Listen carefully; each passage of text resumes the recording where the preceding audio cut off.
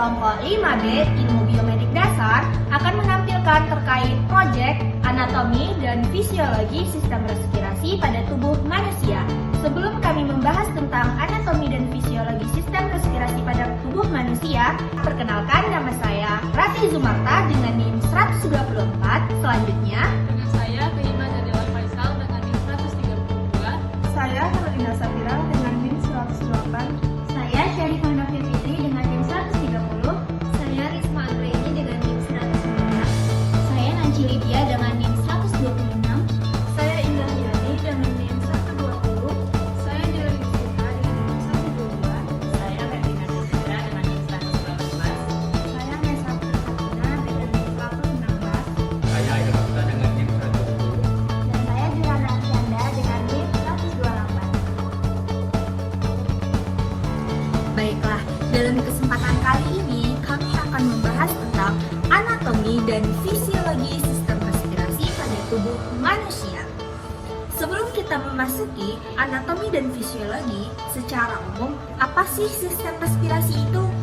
Nah, secara umum, sistem respirasi atau bisa disebut dengan sistem pernapasan adalah peristiwa menghirup atau pergerakan udara dari luar yang mengandung oksigen ke dalam tubuh atau paru-paru dan menghembuskan banyak udara yang mengandung karbon dioksida atau CO2 dari hasil sisa oksidasi keluar dari tubuh. Nah, selanjutnya kita akan membahas tentang fungsi respirasi. Ada beberapa fungsi respirasi. Yang pertama yaitu pemasokan oksigen. Sistem respirasi adalah tugasnya menjaga tubuh agar terus-menerus mendapatkan pasokan oksigen. Nah, yang kedua yaitu pengeluaran karbon dioksida. Mengeluarkan karbon dioksida sebagai produk limbah dari metabolisme sel ke lingkungan. Dan yang ketiga yaitu menjaga keseimbangan asam dan basa. Mengatur pH darah dengan mengeluarkan karbon dioksida yang berperan dalam keseimbangan asam dan basa pada tubuh manusia. Dan yang keempat adalah regulasi suhu tubuh, membantu menurunkan suhu tubuh melalui peningkatan laju pernapasan pada saat kita sedang panas. Dan yang kelima yaitu menjaga kelembapan, memurnikan, dan menghangatkan udara yang masuk pada sistem saluran pernapasan. Nah, selanjutnya kita akan membahas tentang anatomi sistem respirasi. Jadi, pada sistem respirasi terdapat organ-organ meliputi faring, laring, trakea, bronkus, dan cabang-cabang kecil lainnya, dan paru-paru yang berisikan alveoli. Nah, yang pertama, kita akan membahas tentang hidung. Hidung adalah bagian sistem pernapasan yang tampak dari luar. Nah, ada beberapa yang terdapat pada hidung. Yang pertama yaitu lubang hidung. Saat bernapas, udara masuk melalui hidung yang dilalui oleh lubang hidung atau disebut dengan nares. Kedua yaitu reseptor penciuman. Reseptor penciuman untuk indera penciuman terletak di mukosa di bagian atas rongga hidung yang menyerupai celah tepat di bawah tulang etmoid. Nah, selanjutnya yaitu yang ketiga adalah mukosa pernapasan. Terletak pada jaringan pembuluh darah vena berdinding tipis yang menghangatkan udara saat mengalir melewatinya. Baik, yang pertama adalah lendir. Selain itu, lendir diproduksi oleh kelenjar mukosa, melembabkan udara dan menjebak bakteri yang masuk serta kotoran asing lainnya. Dan enzim lysosome dalam lendir menghancurkan semua bakteri secara kimiawi. Yang kedua adalah sel baksilia. Sel baksilia pada mukosa hidung menciptakan arus lembut yang menggerakkan lapisan lendir yang terkontaminasi. Tempat lendir tersebut ditelan dan dicerna oleh lambung. Yang ketiga adalah konka. Dinding lateral rongga hidung tidak rata karena 3 tonjolan yang ditutupi mukosa atau lobus yang disebut konka, yang sangat meningkatkan luas permukaan mukosa yang terpapar udara dan juga meningkatkan turbulensi udara di rongga hidung. Yang keempat adalah langit-langit. Rongga hidung dilapisi dari rongga mulut di bawahnya oleh sekat, yaitu langit-langit di bagian depan. Tempat langit-langit disokong oleh tulang, terdapat langit-langit keras.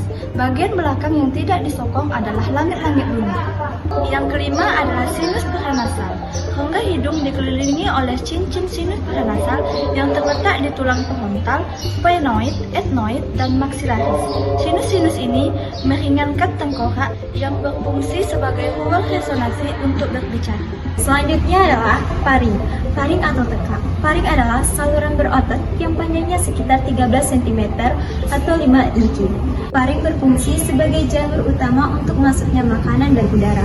Udara memasuki bagian atas nasofaring dari rongga hidung lalu turun menuju ke orofaring dan laryngofaring. Untuk memasuki laring di bawahnya, saluran faringotimpani yang mengalirkan udara dari telinga tengah terbuka ke nasofaring. Amandel faring sering disebut sebagai adenoid, terletak tinggi di nasofaring. Amandel palatina terletak di orofaring pada langit-langit lunak. Amandel lingual terletak di pangkal lidah. Yang selanjutnya, laring. Apa sih yang dimaksud dengan laring itu? Yang pertama, laring atau kotak suara mengarahkan udara dan makanan ke saluran yang tetap dan berperan dalam berbicara. Yang kedua, struktur.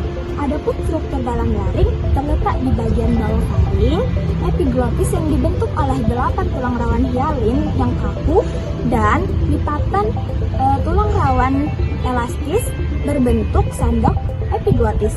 Dan yang ketiga, tulang rawan tiroid. Bagian tulang rawan tiroid yang terbesar adalah tulang rawan tiroid yang berbentuk perisai yang menonjol ke depan yang biasa disebut jakut. Keempat, epiglotis kadang-kadang disebut sebagai penjaga saluran udara. Epiglotis sendiri melindungi bukaan atas laring. Dan yang kelima, lipatan vokal.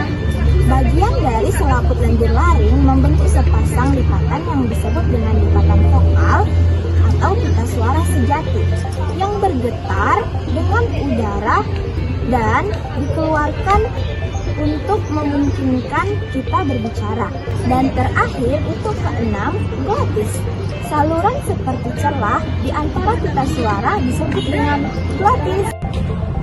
Trakea. Udara yang masuk dari trakea atau tenggorokan akan mengalir sepanjang 10 hingga 12 cm ke vibrata toraks. Trakea memiliki struktur yang cukup kaku, namun trakea juga diperkuat dengan tulang rawan hialin berbentuk C. Bagian cincin terbuka berbatasan dengan esofagus yang akan mengembang ke arah anterior saat kita menelan makanan dalam bentuk yang besar. Sementara bagian padat berfungsi untuk menyokong dinding trakea dan membuatnya tetap terbuka meskipun terjadi perubahan tekanan pada saat kita bernapas.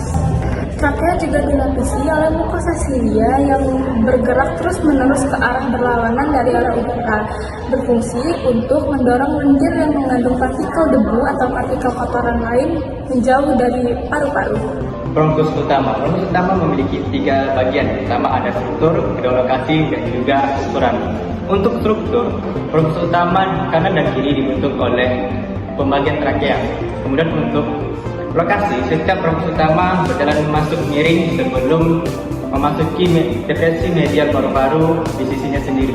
Kemudian untuk ukuran, bronkus utama kanan memiliki ukuran yang lebih lebar, lebih luas dan lebih lurus dibandingkan bronkus utama sebelah kiri. Selanjutnya ada paru-paru. Dari segi lokasi, paru-paru menempati seluruh rongga toraks kecuali area paling tengah yang meliputi mediastinum, yaitu merupakan jantung, pembuluh darah besar, esofagus dan organ lain. Kemudian ada apex. Apex merupakan bagian atas paru-paru yang sempit yang terdapat sedikit di dalam tulang telangga. Kemudian ada dasar. Paru-paru merupakan paru-paru yang memiliki bagian lebar yang bersandar pada diafragma. Kemudian ada pembagian. Paru-paru dibagi menjadi beberapa lobus paling celah. Paru-paru sebelah kiri memiliki 2 lobus, sedangkan paru-paru sebelah kanan memiliki 3 lobus. Kemudian ada cairan pleura. Paru-paru ditutupi oleh cairan pleura yang disebut dengan pleura pulmonalis, dan sedangkan pada dinding toraks itu dilapisi oleh pleura parietal. Kemudian ada cairan cairan. Cairan ini merupakan sekresi serosa bening yang membantu melumaskan cairan ini agar dapat meluncur dengan bebas pada saat kita bernapas. Dan selanjutnya ada ruang pleura. Paru-paru melekat pada dinding toraks, dan ruang pleura merupakan ruang potensial daripada ruang aktual. Dan bronchioles. Bronchioles merupakan saluran penghantar terkecil. Alveoli. Bronchioles merupakan terminal yang mengarah ke struktur zona pernapasan. Saluran yang lebih kecil lagi yang akhirnya berakhir di alveoli atau kantung udara. Zona pernapasan yang meliputi dari bronchioles pernapasan, ductus alveolaris, kantung alveolaris, dan alveoli merupakan satu-satunya tempat terjadinya pertukaran gas. Struktur zona konduksi. Semua saluran pernapasan lainnya adalah struktur zona konduksi yang berfungsi sebagai saluran ke dan dari zona pernapasan. Stroma. Keseimbangan jaringan paru-paru. Stromanya sebagian besar adalah jaringan ikat elastis yang memungkinkan paru-paru untuk bergerak mundur secara pasif saat kita menghembuskan napas. Membran pernapasan terbagi menjadi 5. Yang pertama ada struktur dinding. Dinding alveoli sebagian besar terdiri dari satu lapisan tipis sel epitel squamous. Yang kedua, pori-pori alveolar. Pori-pori alveolar ini menghubungkan kantong-kantong udara di sekitarnya dan menyediakan jalur alternatif bagi udara untuk mencapai alveolus dan berfluas. Yang ketiga, membran pernapasan.